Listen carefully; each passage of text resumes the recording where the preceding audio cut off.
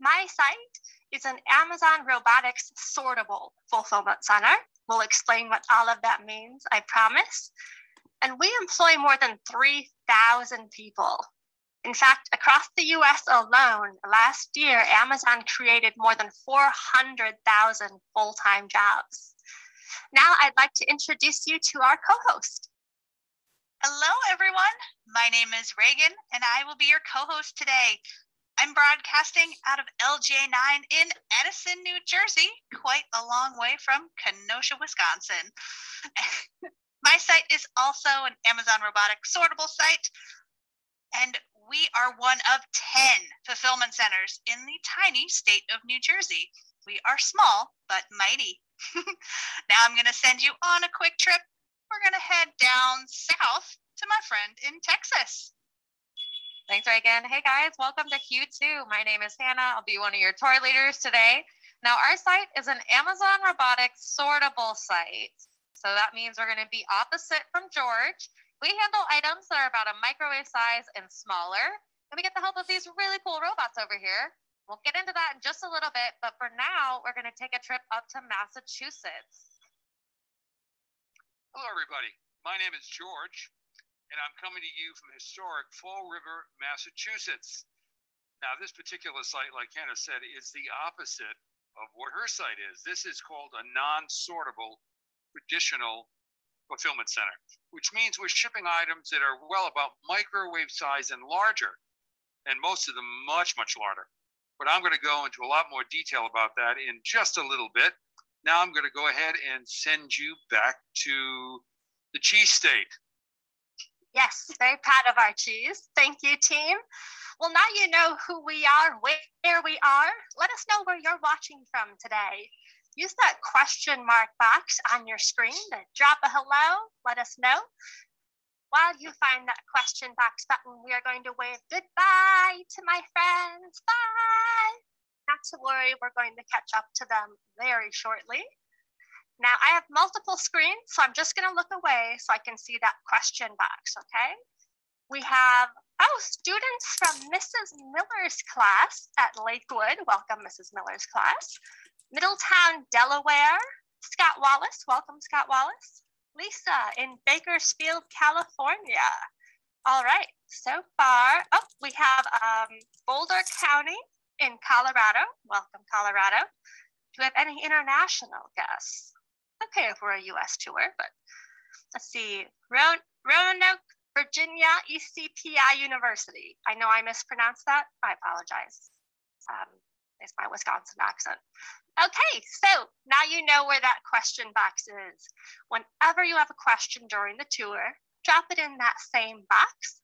We will get through as many as we possibly can. Now, I'm sure you noticed we are all wearing masks. Amazon's policy on masks recently changed in accordance with CDC guidance.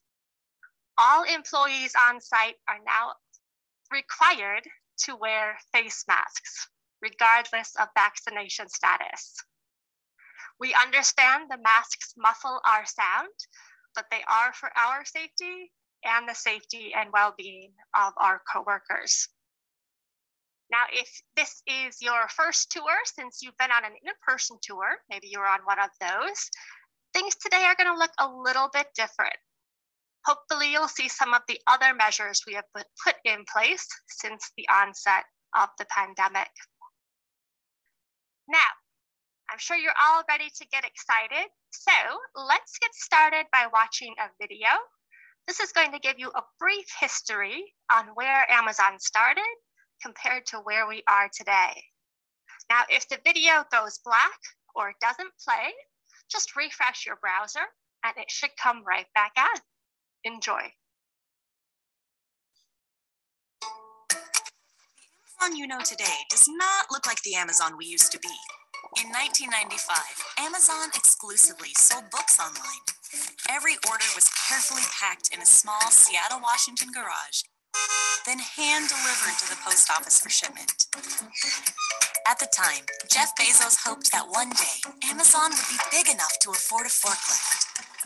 Over 20,000 forklifts and hundreds of buildings later, it turns out that books were or just the beginning? Over the years, Amazon evolved from selling only books to housing Earth's biggest selection. Now we employ over 750,000 people in more than 20 countries all over the world, revolutionizing the way customers shop for everything. Plus, we support millions of small and medium-sized third-party sellers worldwide so that we can offer the products you love. Amazon's fleet of planes, trucks, and local delivery service partners consistently evolve to deliver on convenience. Now, customers can receive Amazon packages on the day of their choosing with same or one-day shipping. We don't just think about shipping products. Sometimes we create them. In 2007, we launched our first device designed to enhance customers' lives, the Kindle E-Reader. Since then, our growing list of products and services include Fire TV, Alexa, Echo, in-store shopping experiences like you'll find in Amazon Books, Amazon Go, and 4-star stores, innovative computing services and features from AWS, award-winning entertainment from Amazon Studios, and even groceries from Amazon Fresh. As we continue innovating, we will never forget our vision and mission to be the Earth's most customer-centric company. As you'll see on your tour, we've come a long way from the Seattle garage. Today, you'll have a chance to meet some of the people who help make everything we do possible. Welcome to the Amazon Fulfillment Center tour. We hope it makes you smile. Yes, we do hope it makes you smile. Welcome back. And if you're just joining us, my name is Katie, and I am one of the tour leaders today. It is my and my colleagues' full-time job to give tours, and we are delighted to be delivering them virtually. Today, you'll be visiting 2 Amazon fulfillment centers in the United States, HOU 2 or HU 2, and BOS 7 or BOS 7. If you haven't guessed it, we name our fulfillment centers for nearby airports. My site is MKE for Milwaukee Mitchell Airport, and 1 because we were the very first fulfillment center named for that airport. The sites you're going to see today are quite different, as we mentioned in our intros. Q2 is an Amazon Robotics sortable site, meaning they handle smaller products with the help of some really cool robots. BOS 7 is a non-sortable fulfillment center, which means they handle the larger items. We're really excited to show you how both site types are able to get packages to you in 2 days or less. I want to give you a little overview of what you're going to be seeing today. Our fulfillment centers, no matter what type, whether they're traditional, non-sortable, are divided into 2 areas, inbound and outbound. Inbound starts at receive. Products come in through the building, they are prepped and then stowed or put away into our inventory. And that's the end of inbound. Outbound starts with you. When you click buy on Amazon.com, your order will be picked out of a bin or storage location, sent over to our packers who will pack it up, and then head through our SLAM line. SLAM is as exciting as it sounds, but I'm going to let George and Hannah explain that for you. The product will finally be loaded onto a truck and make its way out of our building. From there, it will typically travel through a sortation center and a delivery station before making its way to your doorstep. Now, before we go live, I'm going to send you over to Reagan because she has some really cool footage of that inbound process. Reagan? Yes, thank you, Katie.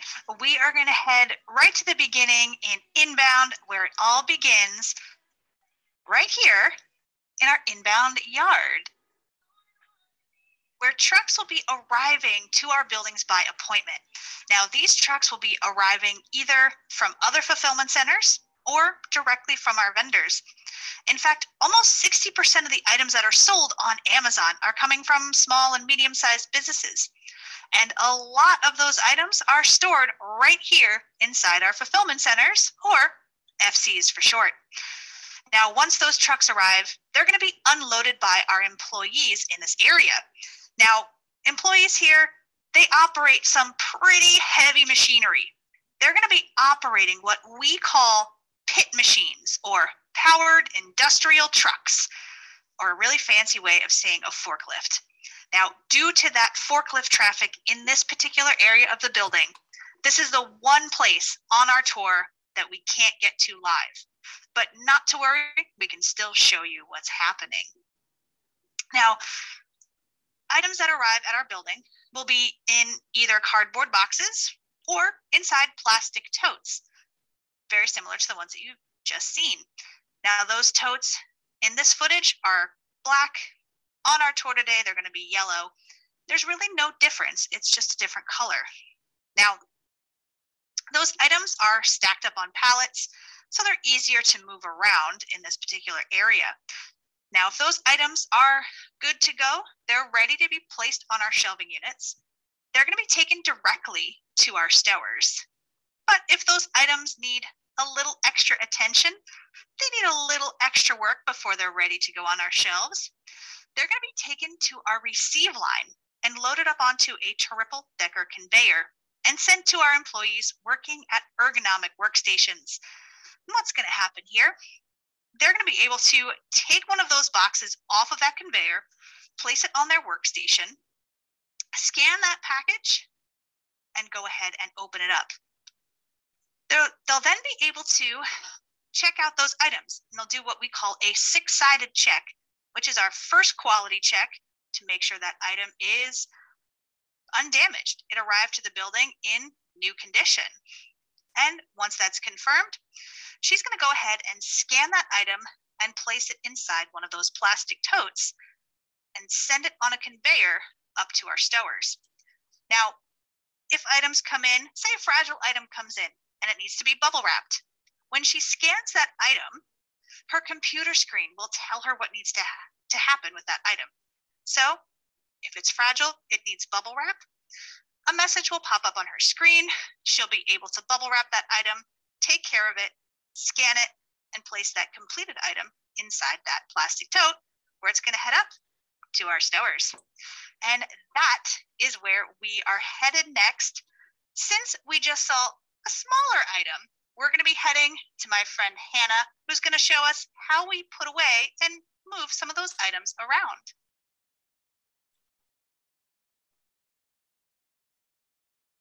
All right. Thanks, Reagan. Hey, guys, welcome back to Houston. Now, behind me is our AR floor. This is pretty much my favorite spot of the building, so we'll start here. Now, Rochelle's actually going to come up and give you guys the best view of this robotic floor. It kind of looks a little closer. Nice. Perfect. That looks great, Rochelle. Okay. Now, you can think of this like a robotic highway. And on this robotic highway, there are street signs. Hopefully you can make out on the ground, there are white squares. Those are what we call fiducials. They're just like a basic QR code. So as our drive unit passes over that fiducial, they will scan it. That will give that robot information about where it is in relation to other robots. And it also helps our robots help map out a path to where they need to go next. Now these orange drive units weigh about 320 pounds. And on top of our drive units are our mobile shelving units. Those big things are called pods. Each pod has bins of all shapes and sizes. And at an Amazon robotic sortable site, we carry items that are about a microwave size and smaller. If it can fit into this pod, we will fulfill it. Now, we'll bring ourselves back out once again, and we'll talk a little bit more about this robotic floor. Now, we have two processes that these robots help us with. They help us stow our inventory and pick our customer orders. Now, let's talk about stow really quickly. Pods will arrive to our stowing stations, and they will offer us space to stow based on the size of item that we're stowing. Now, we have an unorthodox stowing method here. It's called randomized stow method. This is not your mother's stow method. She would be appalled at the state of our pods because everything is everywhere. I'll explain. Now, we randomly stow these items. So if we have a whole pallet of laundry detergent, we're going to put that laundry detergent into hundreds of different pods on multiple different floors. Now, each bin has a barcode so we can track these items. And this method allows us to maximize the space in the building. Now, we also don't categorize our items in any way. So if we were to do that, maybe we put all of our laundry detergent on the south side of the building. That means every time I get an order with laundry detergent, I have to walk to the south side of the building. It doesn't make a lot of sense for us in a fulfillment center. So again, we're placing it into hundreds of different pods on multiple different floors. So that's our stowing method. We randomly stow our items into these shelving units. Now, one more thing I want to mention about this floor, you're probably wondering about this black fencing. Now, this encompasses the full AR floor. We want to make sure that safety is our top priority, and we don't want any accidental foot traffic onto this robotic field. Remember, these pods can weigh up to 1,500 pounds. Now, we do have one team on site who is specially trained to work with the robotics. They're called amnesty responders. Now, they do two things before they enter the floor. They put on a special vest like my own. Has a few more bells and whistles. We actually put over $9 million into the artificial intelligence for those vests that send a steady stream of communication to the robots on the floor saying, hey, I'm human, and it allows the robots to stop while the amnesty responder is working. Now, you do not need a degree to work with the robotics. I actually thought that I would need one to work within this AR floor, but you do not. We will upskill you in-house, and we'll actually pay 100% towards a 4-year degree in an in-demand field. Check out the Career Choice program. Now, we talked about our stowing method and a little bit about these robots. Rochelle, why don't we move over to this RSAW station? We're going to go see Ida. Now, RSAW is an acronym. It stands for Amazon Robotics Semi-Automated Workstation. We'll talk about the semi-automation in a second. Hey, Ida. Thank you. Now, here is the picking station. Now, at this station, pods will arrive with the correct item that needs to be picked. Now, Ida here has totes along her rack, and she has a monitor in front of her. On her monitor, she gets a picture of the item, a description like weight, dimensions, maybe color. It's also telling her the bin where that item was randomly stowed. She gets a little bit of extra help. There's a light. It will shine down and illuminate the bin where she needs to pick from. So when I'm picking, I look for the light first, and then I look to my monitor to make sure I'm picking the correct item. She'll also get an audio cue going beep, beep, beep. That tells her that's the correct item. If it's the wrong item, it goes, It sounds like, that's not the right item. She then places it into one of her many yellow totes here on the rack. Now we're picking in batches. So we have single item orders, multiple item orders, and a process we call transship. Transship is when we take items from one fulfillment center and we send it over to another fulfillment center. And these totes are not designated for just one customer. Okay, we're gonna move on a little bit more. Thank you, Rochelle. Thank you, Ida.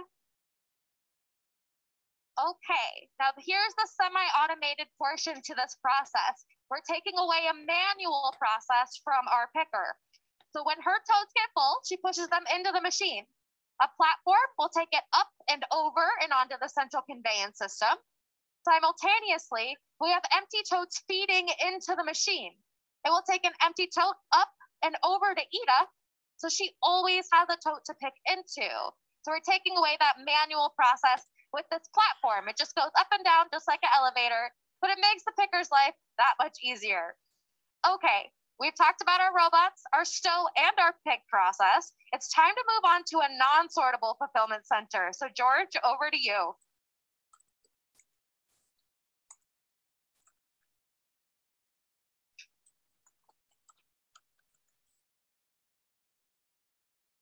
Thanks, Hannah. Yes, this is a non-sortable fulfillment center here at BOS 7 in Fall River.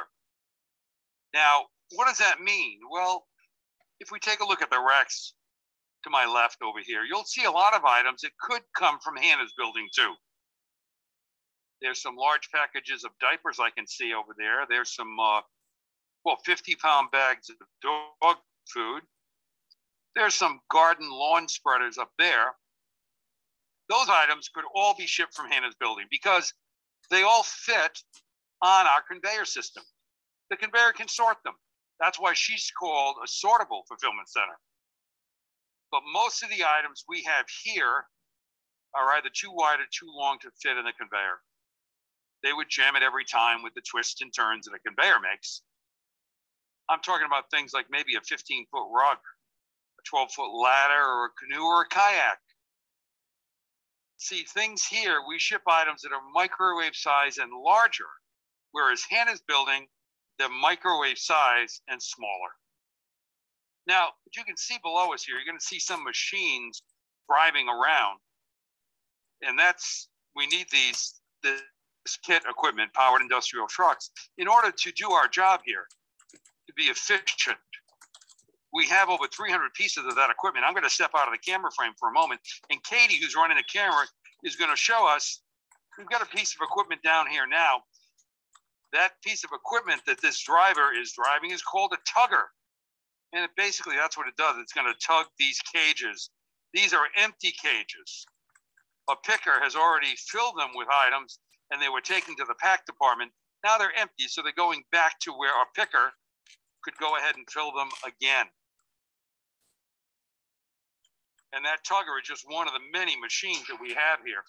Matter of fact, you can see a tugger, driving by us right now, tugging or transporting those cages. No more than 6. He's only got 5, but you can't do more than 6 at a time. Besides the tuggers, we have things called double walkies. Hopefully we'll see one of those. We do have forklifts, and we also have order pickers that the pickers use. Now, our receive department is pretty much the same as it is at Hannah's building or any of the fulfillment centers. The receive department gathers the items together and sorts them.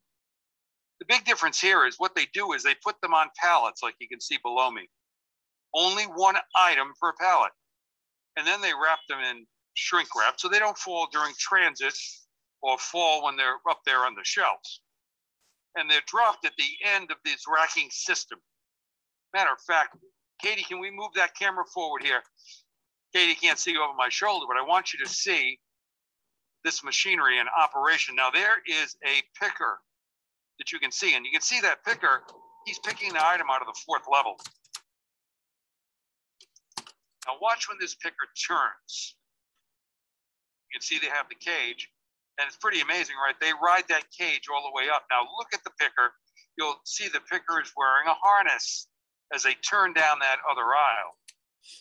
Now that harness goes around their body and between their legs, and it's attached to the back of the machine. And we'll see some more of that later, but it's attached to the back of the machine. So that person is locked onto the machine. As they go up and down these rows of racks, picking the items out that you order. Only way to do it. Those pallets at the end of the aisles, a stower is going to pick those up and find the open space in these racks and put them on that level. And the picker is going to come around. Now we've got making Katie do a lot of work here today. You'll meet her later, by the way. There she is. Now there's another picker. You can see the picker going by, and they're wearing that harness.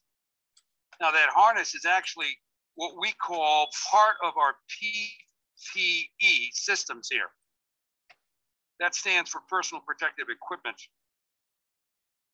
The other thing is everybody here, including the pickers that you just happen to see, everybody here must wear gloves doing these jobs. It's mandatory. Also, everybody in this particular fulfillment center must wear a high visibility vest. Now that's a big difference in Hannah's building. Hannah's building, there are some jobs that don't require gloves. Here, every job requires gloves. And the only place you're going to see people wearing those high visibility vests in Hannah's building is on the dock, whereas here, everybody must wear them.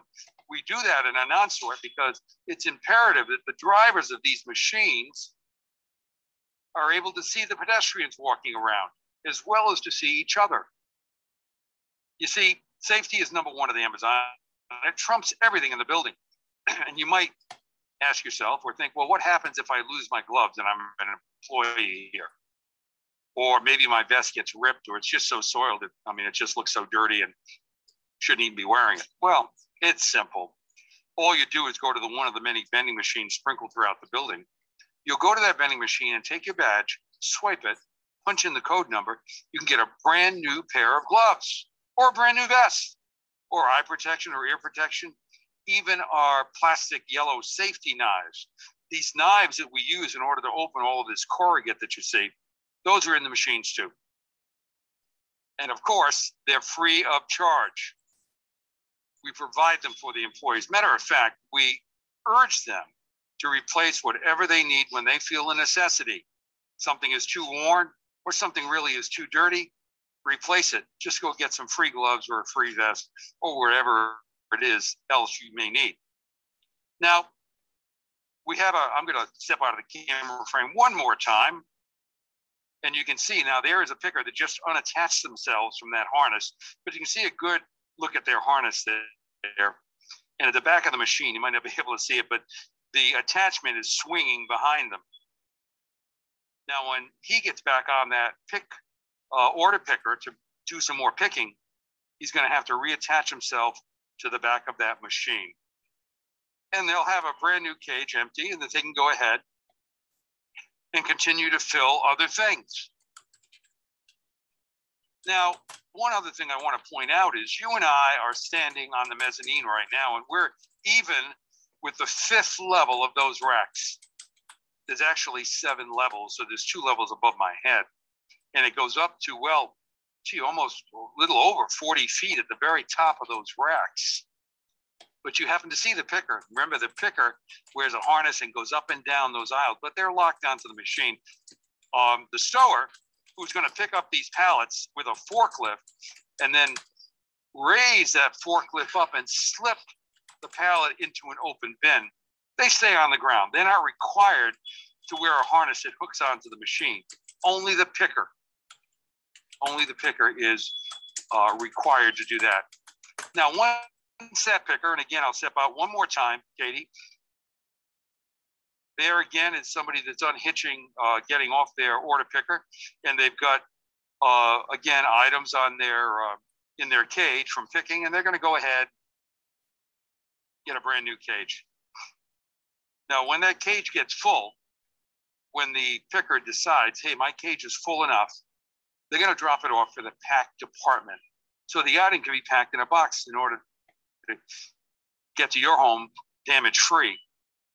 So we like to show you how we pack. And to do that, we're going to drop you back to the Lone Star State and Hannah's building in Houston. But in order to find Hannah inside the building, well, you're going to take an amazing 20-plus mile ride on the conveyor system. It's like a roller coaster. At the end of that ride, you're going to meet Hannah. So take it away and have fun.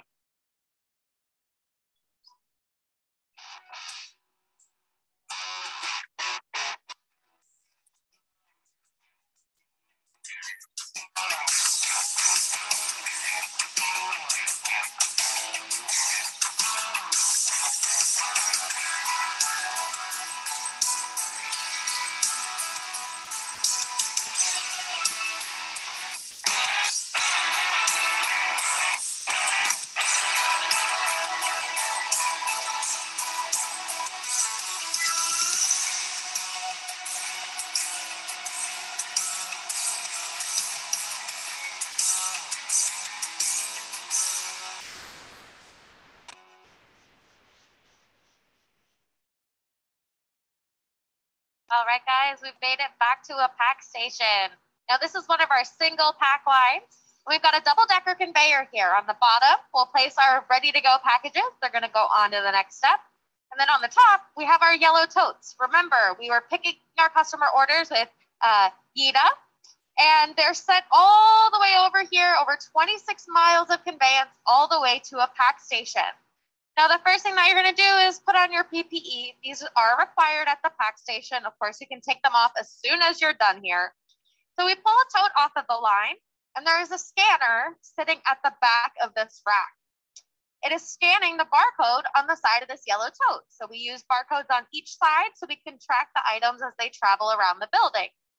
Now, then we'll take out individual items, and we're going to look for the basic barcode on that item. We'll scan it. And then it's going to tell me the optimal size box for my package. So it's telling me to grab the 100 package. I've got it labeled right here. And we'll start building the box upside down. Now, the real reason that we're wearing gloves at this station, for safety for sure, but it's because things get a little sticky here at the pack station. We have a wet adhesive tape. Hopefully you can see those water droplets. It allows me to lift this off the package with a really great amount of ease. That way, if I put it in the wrong spot, I can lift it off, smooth it back over. It's not one and done like your regular packing tape. So it helps us save a lot of tape in the process because we're humans, we make mistakes. Now we're gonna place our item inside. And this item actually doesn't need much dunnage. I'm just gonna grab 2 of these just to give it a nice tight fit. We don't want it to be dented during transit. So these are just air pillows. Let's just make sure that your item is safe. We place those inside and then we fold back over. I'm gonna get my second perfect size piece of tape because each one of these buttons on the tape machine correlates to a length of tape. We're gonna make sure we have a nice fit on the box, very secure. Now we're gonna grab a spool label. This is the most important part of the process. When I was being trained to unpack, this was the #1 thing I was told. Don't forget your spool label because the spool label is like a license plate to your package. So when I scan this spool label, it's going to capture who ordered this item, what's inside, and where it's going. That way, none of my coworkers know how much candy I order every week because that would be embarrassing. So your privacy is sacred here at the pack station. You can see there is no customer info on the box. Again, my coworkers don't know how much chocolate I eat every week. This is good. Now we're gonna place this back on the conveyor belt. And that is taking a ride to the slam station. Don't worry, guys. We're not gonna hurt your package, but I'm gonna leave it to George to explain this one.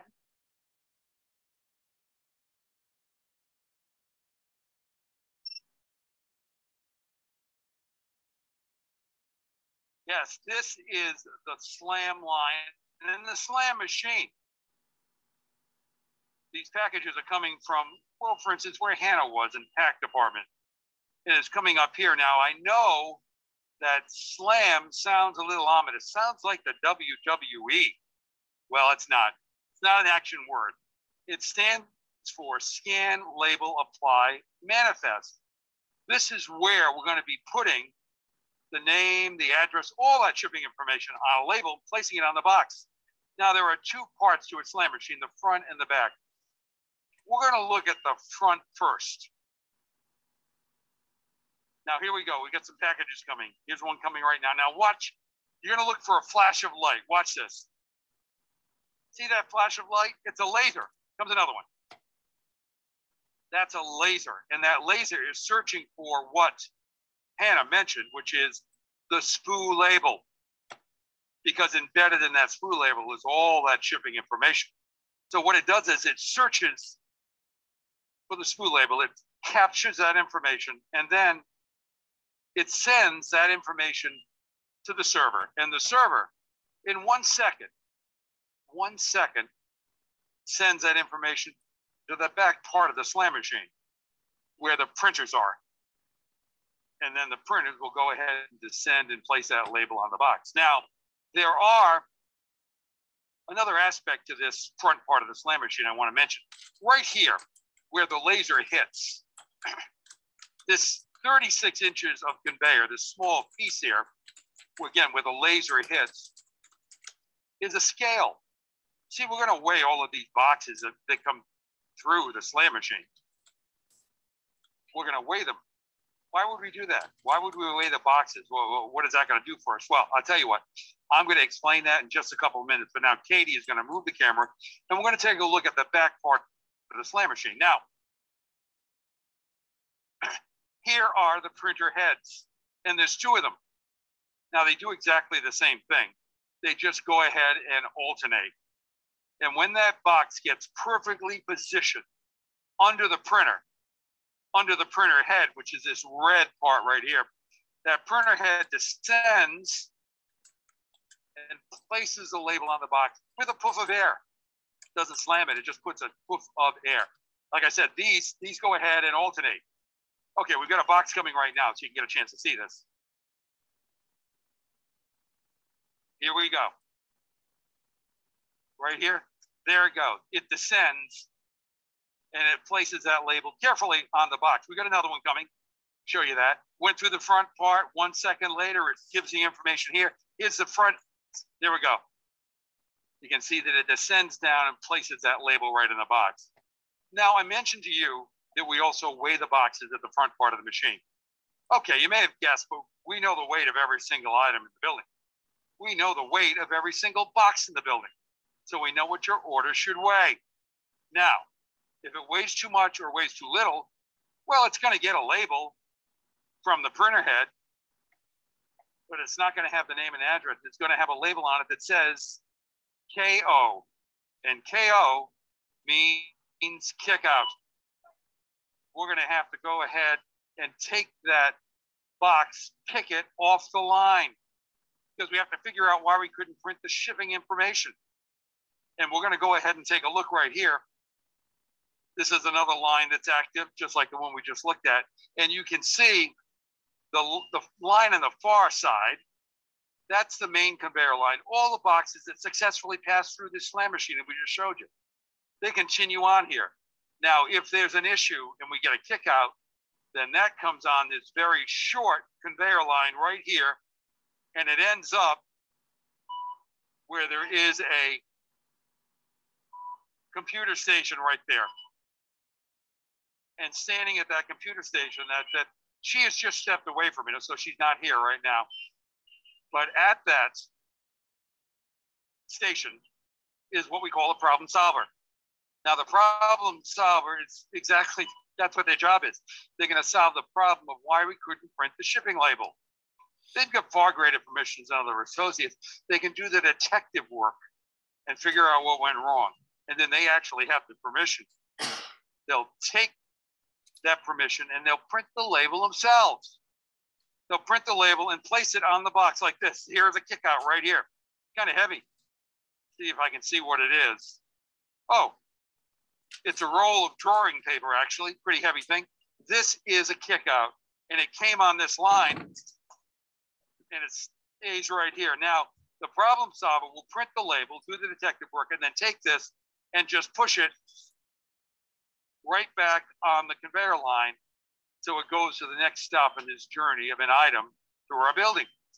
And the next step is really an amazing piece of technology. I think the most amazing in the building. It's called the ship sorter. Now, that ship sorter also has a laser, but the laser is looking for something different than the screw label. And Hannah is going to show you that and explain what it does.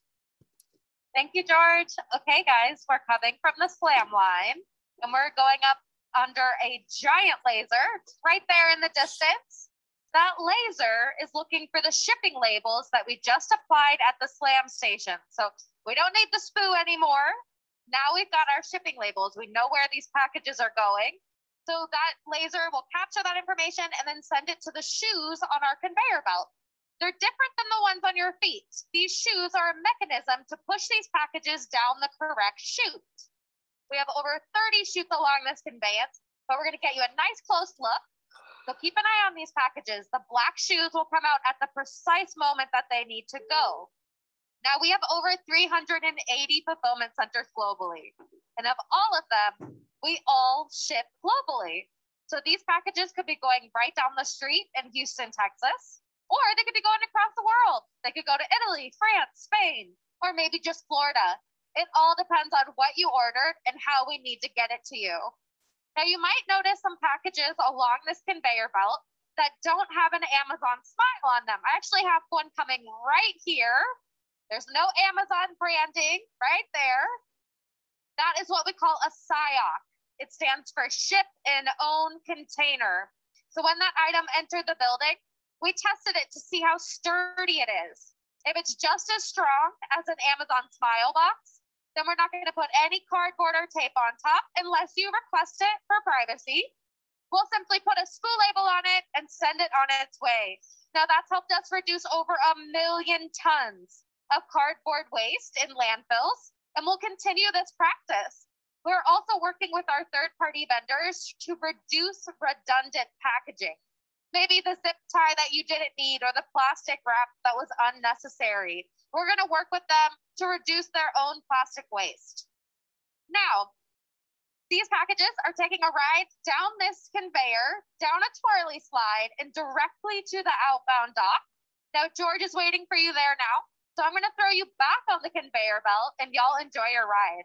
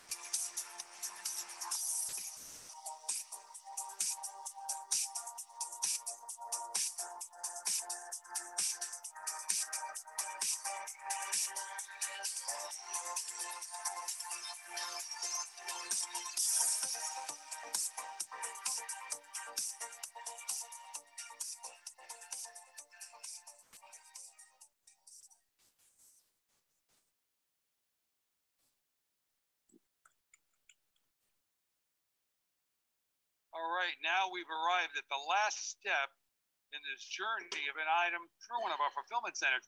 This is the outbound dock.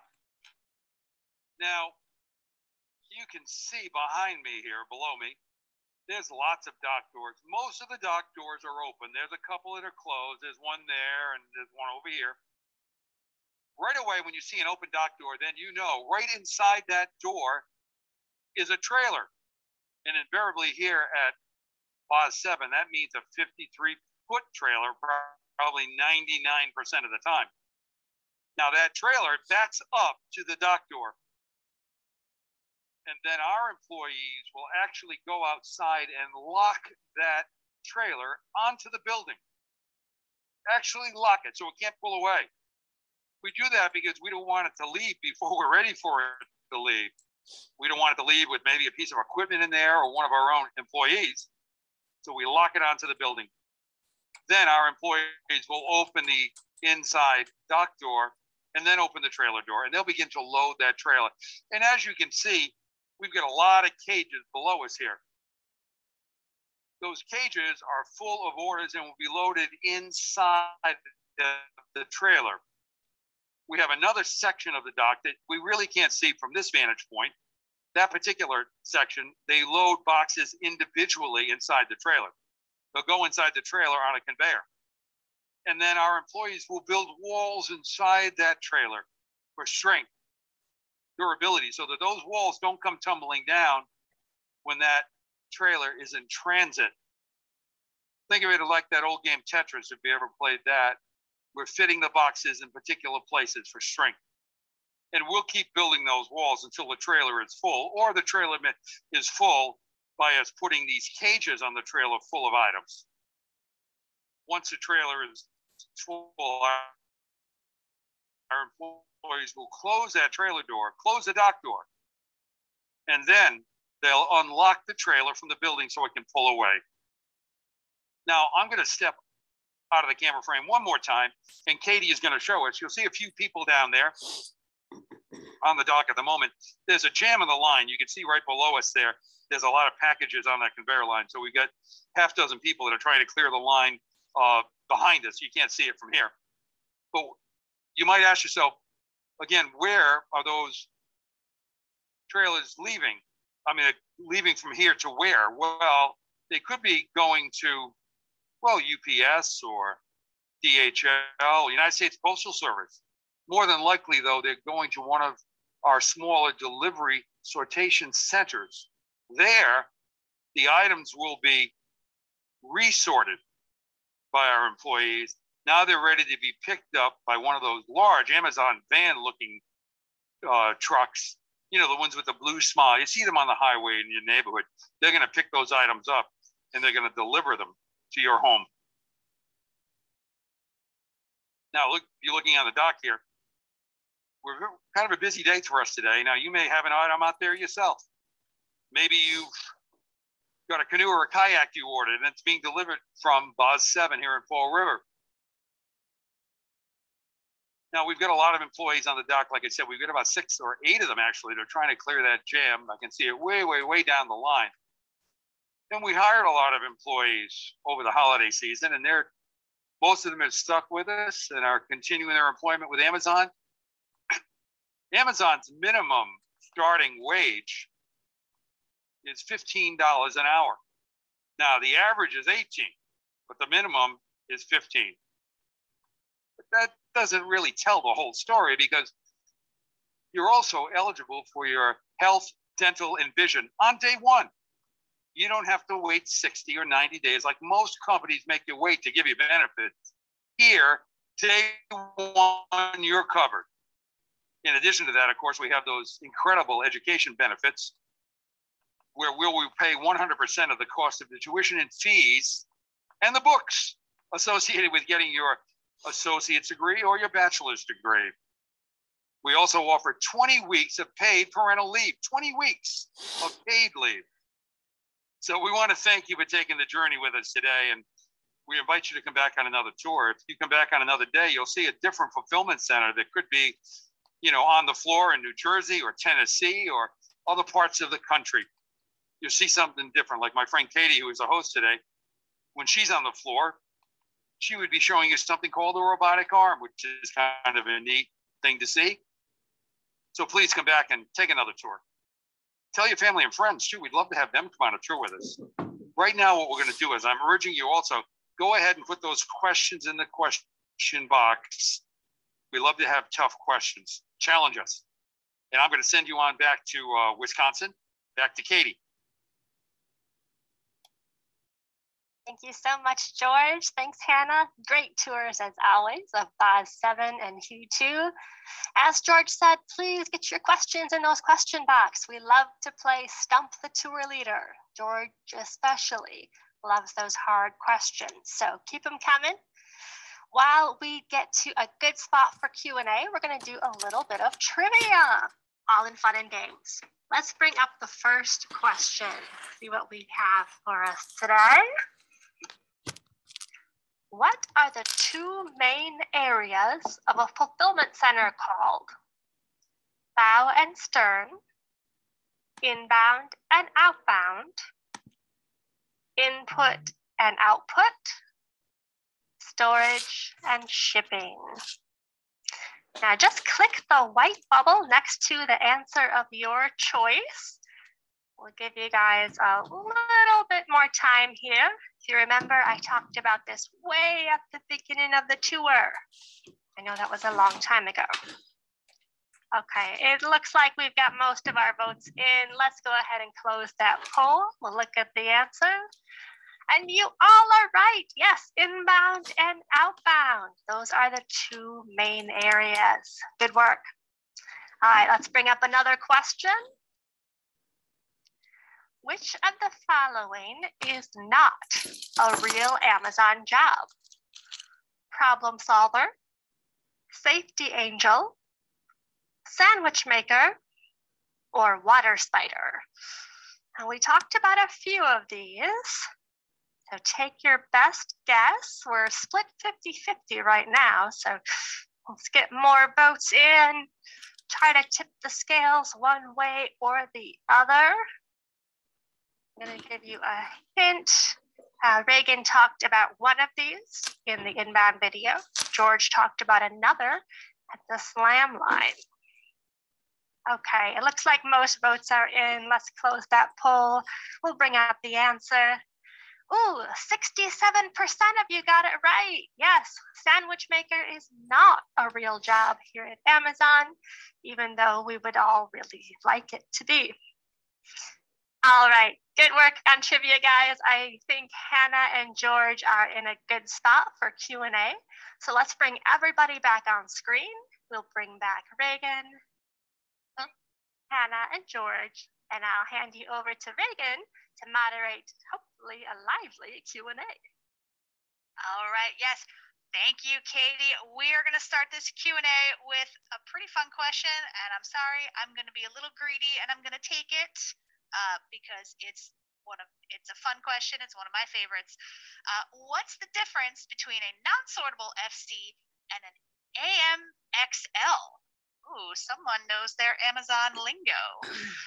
Well, a non-sortable, like George's site, has items that they're bigger than a microwave, but smaller than a 17-foot canoe. So anywhere from a microwave to a canoe. An AMXL has items that are even larger than that. Like, did you know you could buy a refrigerator on Amazon? I didn't. How about a hot tub? Those are the kind of items that are going to be stored at an AMXL. And they're going to go through a completely different process. All right. So thank you for the question. It's pretty fun. All right. George, I'm going to send this one to you since you, sir, have been with us the longest. In what positions did all of you start your career at Amazon? Well, I started mine, about 11 and a half years ago with Amazon in Phoenix. And I started basically with the learning department. I became a learning trainer. Now, the learning department is where the people that teach all the new employees the jobs, whether it's picking or packing or stowing or driving the machines, by the way. That's part of the learning department. And then from there, I went to be a learning coordinator. And then I joined this tour team back in, let's see, was it October of 2018, I believe. So that's kind of my Amazon journey. Awesome. Thank you, George. I think I might be coming in second place with the longest here. I've been with Amazon almost 7 years, and I actually started as a stower on the floor, putting items away on the shelves. What about you, Katie?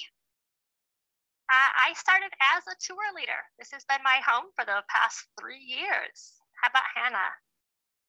So pretty exciting. I am about to celebrate my anniversary next week. On Tuesday, I'll have 1 year at Amazon. I came here as a tour leader. It's been virtual the whole time, and it's been great. Awesome. Thanks, everyone. Okay, Hannah, can you get a refund if something comes broken? 100%.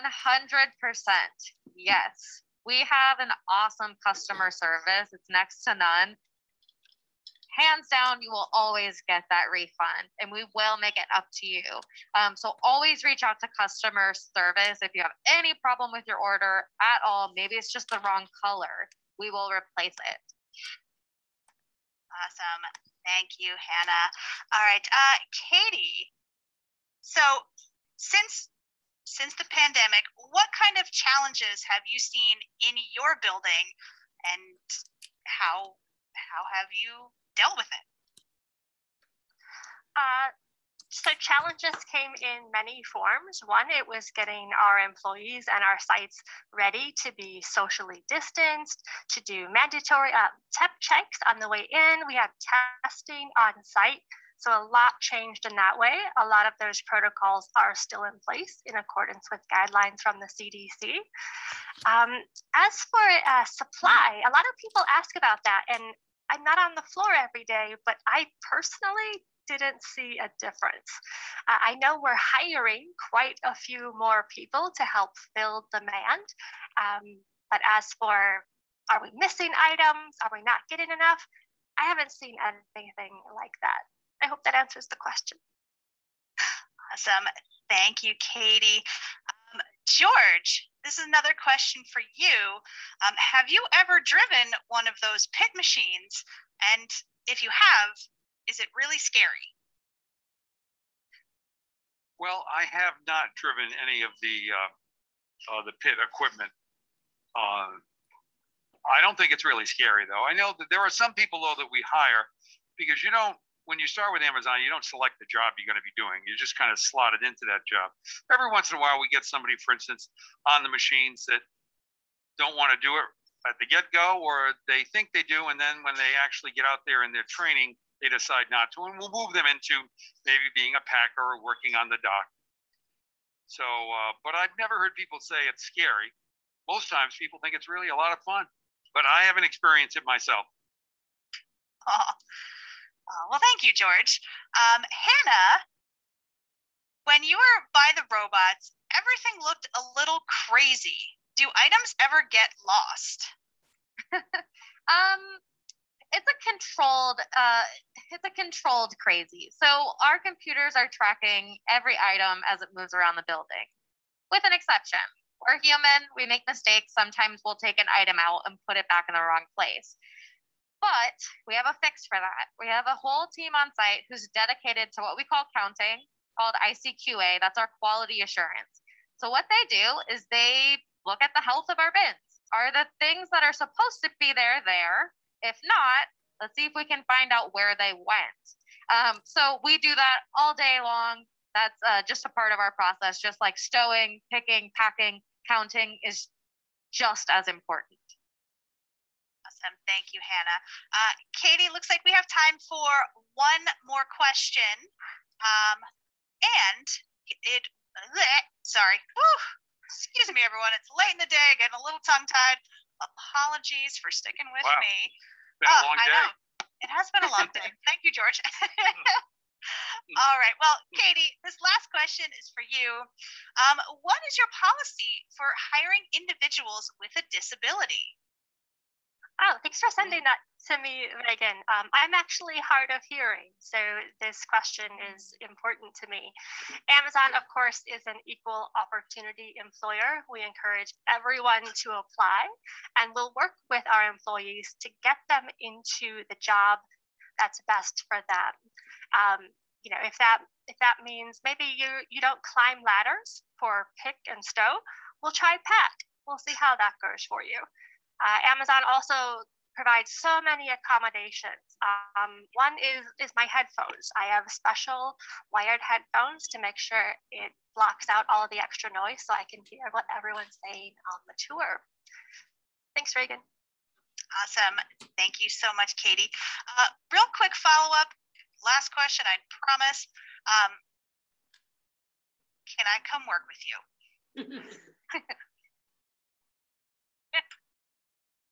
And how do I do that?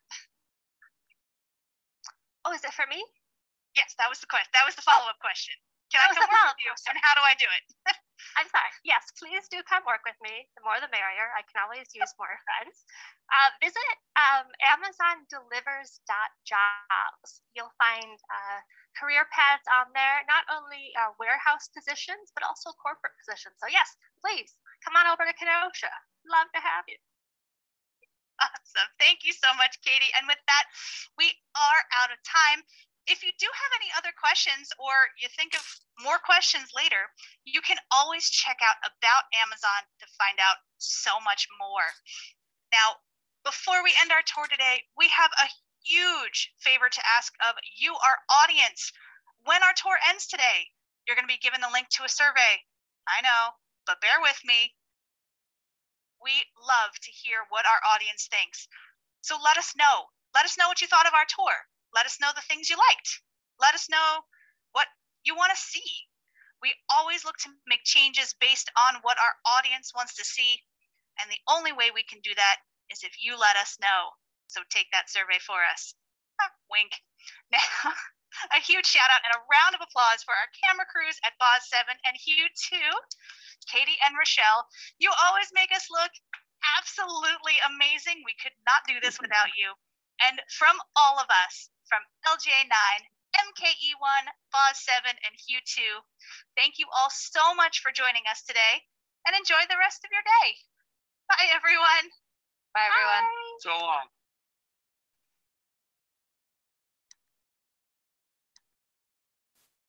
Okay, thank you for participating, Heshman. And we look forward to seeing you guys all at our next virtual event. Please take a look at our calendar that is posted on our website, and have a safe day. Bye-bye. Thank you so much. You too. Have a good day. Welcome. Bye-bye. Thank you.